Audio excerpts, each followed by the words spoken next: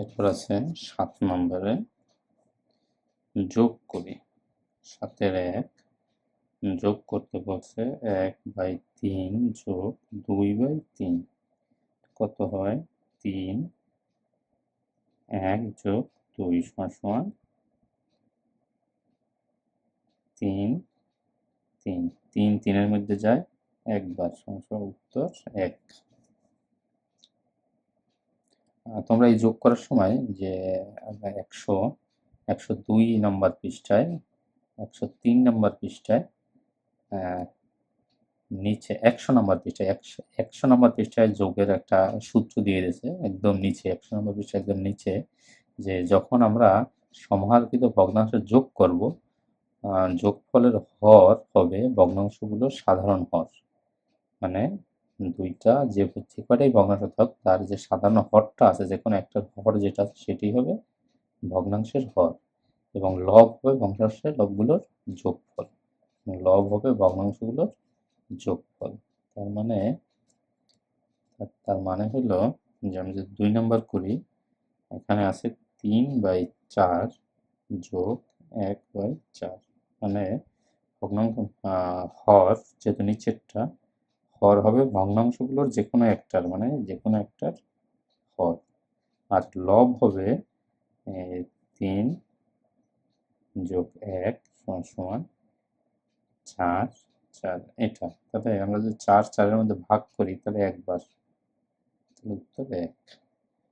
2 নম্বরে 3 5 যোগ 1 5, তাহলে 5 3 যোগ 1 5 4। 4 নম্বর, এটা 3 এটা 4, 4 নম্বর এলো 1 4 যোগ 1 4 4 1 যোগ 1 4 2। 5 নম্বর কি বলছে?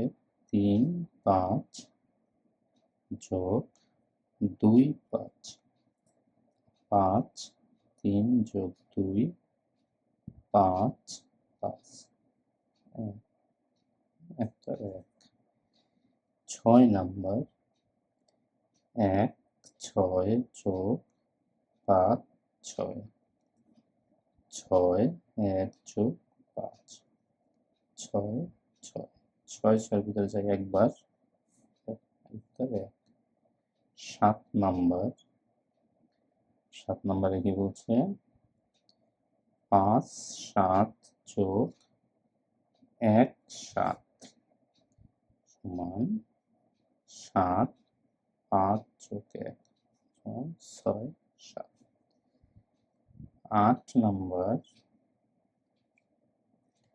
নম্বরে কি বলছে? 2 8 যোগ 5